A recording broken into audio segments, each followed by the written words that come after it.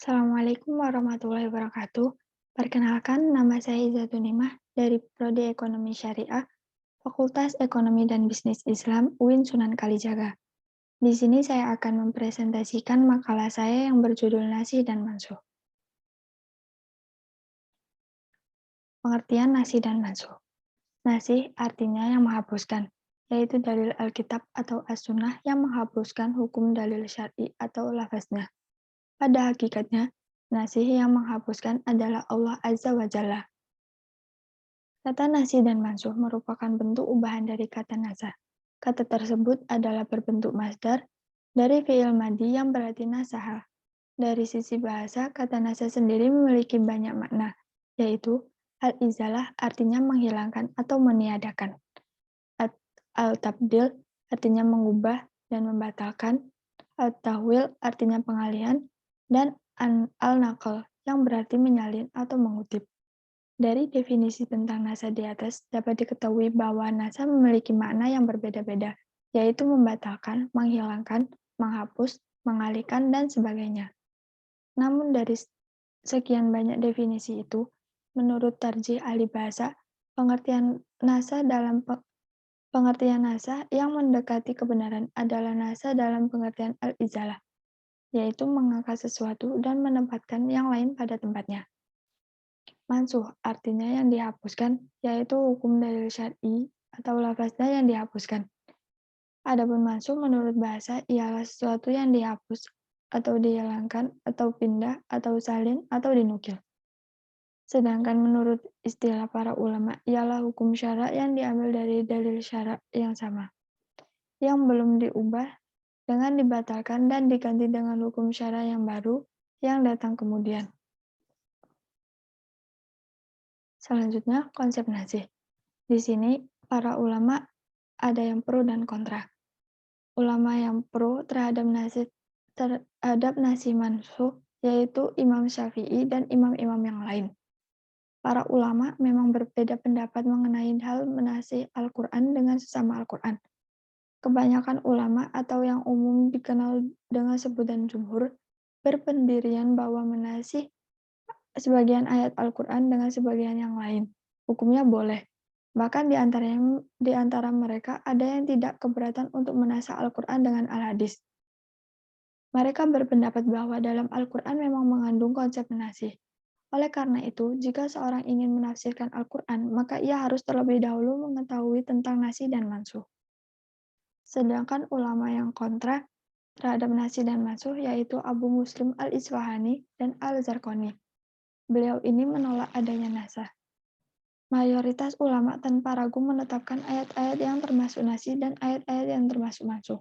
Namun, bagi yang sependapat dengannya mengatakan bahwa Quran Surah Al-Baqarah ayat 106 yang oleh para pendukung nasah kata ayat sebagian ayat Al-Quran yang mengandung ketentuan-ketentuan hukum diartikan oleh mereka mukjizat Nabi Muhammad. Mereka mengatakan bahwa seandainya Allah membolehkan adanya nasi, maka hal ini mencerminkan adanya dua kebatilan, yakni ketidaktahuannya dan sesuatu yang sia-sia. Hal ini jelas bertentangan dengan firman Allah Quran Surah Al-Fusilat ayat 42. Atas dasar ayat ini, Abu Muslim mengatakan bahwa ayat-ayat yang terdapat dalam Al-Quran tidak ada yang batal. Oleh karena itu, jika nasi diartikan membatalkan, maka yang demikian itu bertentangan dengan ayat tersebut. Atas dasar itu, ia lebih suka menyebut kata nasa dengan istilah tahsis, karena untuk mencabut bagian-bagiannya saja harus ditempuh dengan majas. Kata keumuman adalah subjek pokok bagi setiap bagian, tidak membatasi bagian-bagian lainnya kecuali disertai pengkhususan. Pengkhususan ini bila terjadi pada berita-berita hadis dan lain-lain.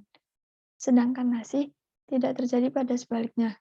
Di antaranya, dalil-dalil yang melandasi pengkhususan ialah pikiran dan perasaan, di samping kitabullah dan sunnah Rasul.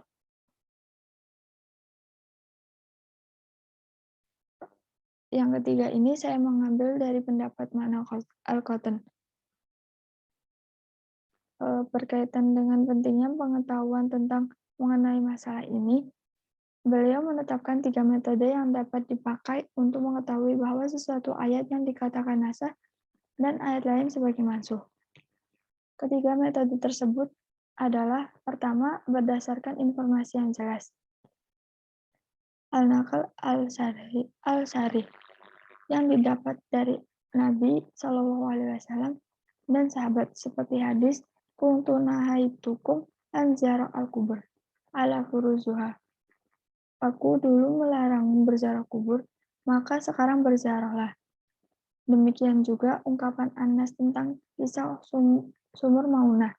Berkenaan dengan mereka, turunlah Al-Quran yang pernah kami baca yang sampai akhirnya ia hapus. Kedua, berdasarkan konsensus ijma umat bahwa ayat ini nasih dan ayat itu mansuh. Ketiga, berdasarkan studi sejarah, ayat mana yang turun terlebih dahulu, al-mutaqaddam, dan mana yang terkemudian, al-mutaakhir.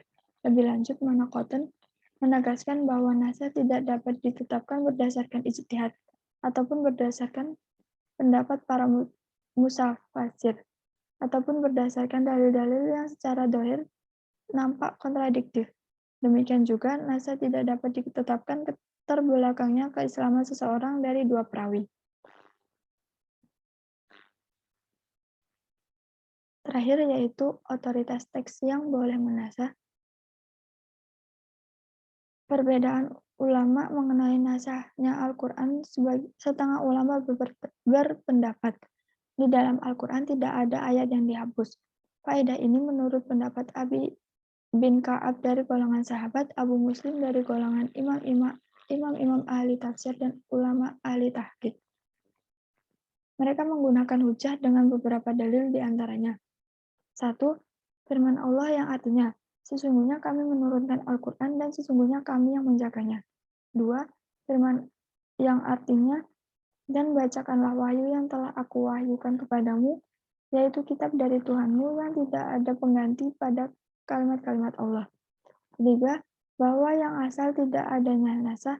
Oleh karena itu, ulama ahli tahqiq berpendapat sesungguhnya naskah itu menyalahi yang asal selama memungkinkan adanya tafsir tanpa naskah, maka wajib kembali pada tafsir tersebut. Maka, bagaimana mengenai ayat Al-Quran yang tidak mungkin ada tafsir dengan tanpa menggunakan naskah? Pertanyaan. Yang keempat, bahwa sesungguhnya dalam Al-Quran tidak ada naskah mengenai ayat-ayat yang mansuh. Terakhir, dan bahwa tidak ada kebutuhan pada naskah mengenai tafsir dan tidak ada hikmah yang ditimbulkan naskah. Kesimpulannya, sesuatu yang telah ditentukan oleh Allah pasti akan bermanfaat bagi hambanya, termasuk aturan-aturan yang dibuat oleh Allah. Begitu pula hikmah dari adanya naskah dan mansuh, yaitu memelihara kemaslahatan hamba-hambanya. Upgrade hukum syar'i menurut kesempurnaan seiring perkembangan zaman sebagai ujian terhadap hambanya upaya patuh pada aturan Allah SWT atau melanggarnya.